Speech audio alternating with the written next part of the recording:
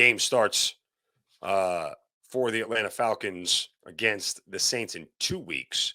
And make sure to get ready for that game. You're listening to Locked On Falcons with Aaron Freeman. Make sure that that is your very first listen. Make your next listen the Locked On Sports Today podcast. Biggest stories of the day, instant reactions, big game recaps, plus the take of the day. It's available on the Odyssey app, YouTube, and wherever you get your podcasts. All right. So I'll admit I was wrong on Stetson Bennett.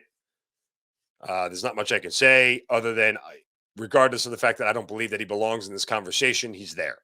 So yesterday it's announced that Stetson Bennett, Caleb Williams from USC, Max Duggan from TCU, and CJ Stroud were announced as the Heisman Trophy finalists.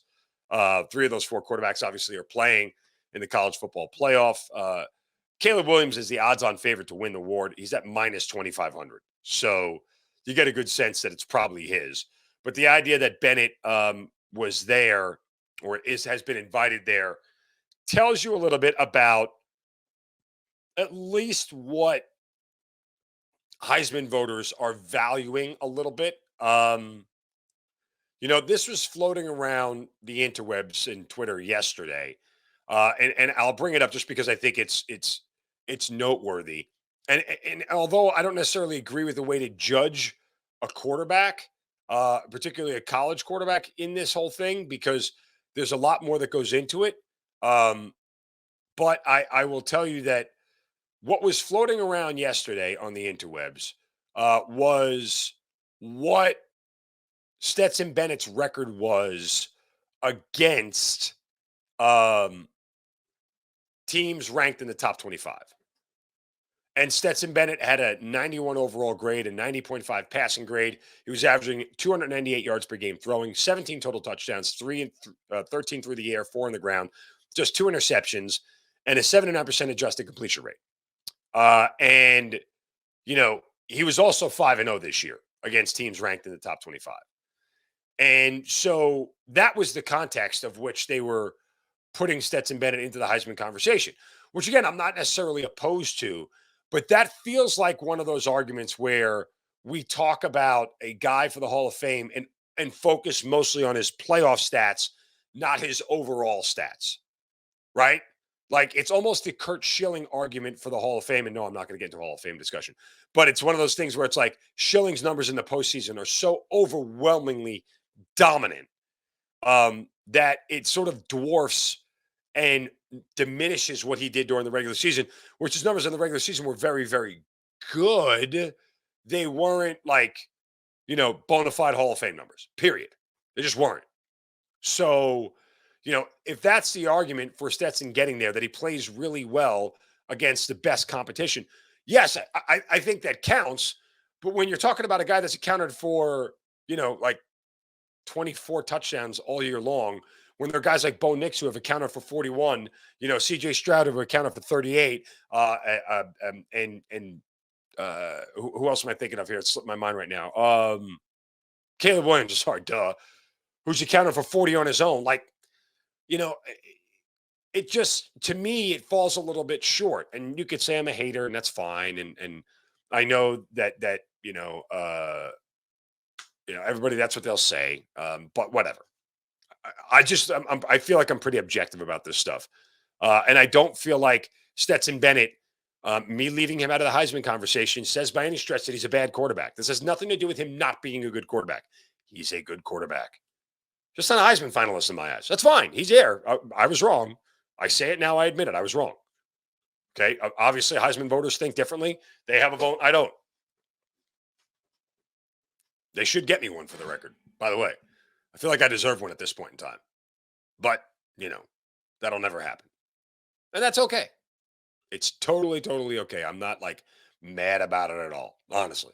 But I just wouldn't have put him there. If I had 5 votes for the Heisman, I would have led with Caleb Williams. I would have had probably Max Duggan second, CJ Stroud third, Hendon Hooker fourth. And I would have put a vote for Bo Nix in there. I think Bo Nix is getting shafted in this Heisman conversation. And I'm curious to see when the votes are released if he actually got any sort of attention. The year that he had in Oregon continues to go undervalued 100%. I mean, it just is unreal how much we are you know, not appreciating the season that he had. It was just really good. And again, I'm the only one who is seeing that, I guess. But that makes me unique or wrong, depending on who you talk to. One or the other. I mean, theoretically, it could be both. Could be both. So you'll get the announcement coming up this Saturday at 8 o'clock in New York at the Touchdown Club, whatever it's called. Bryce Young not going to be there again. It'll be not going to be at the Heisman Trophy thing again. He won it last year, but a lot of people thought he might win it 2 years in a row. Look, I'll look at it this way. One thing I said in the beginning of the year that the only place to place your money before the season started was C.J. Stroud. He was like plus 350 before the season started. And I told everybody his odds were going to drop as soon as he throws a pass this year, and they did, and they stayed pretty much. He was the favorite all year long. And yeah, Caleb Williams overtook him, and even Caleb Williams, for all that he didn't do, I shouldn't say it, for not winning his Pac-12 title game, he still threw for 385 and and 3 touchdowns on a basically almost torn hamstring and bleeding. He did more than enough the final 3 games of the year to win the Heisman. I don't think there's any debate about that. Um, Again, 4,000 yards, 37 touchdowns passing. How many did he have rushing this year? Oh, God, he had another 7 touchdowns rushing. Let me see. Hold on. It might even be more than that. Yeah, he had 10 touchdowns. So he's responsible for 47 total touchdowns this year. It's just insane. In the last 3 games of the year, he went 470 for 2 touchdowns and a rushing touchdown. He went 232 for 1 passing touchdown, 3 rushing touchdowns. And then he went 363 for 3 touchdowns in the Pac-12 championship game. I mean, yeah, that's pretty darn impressive.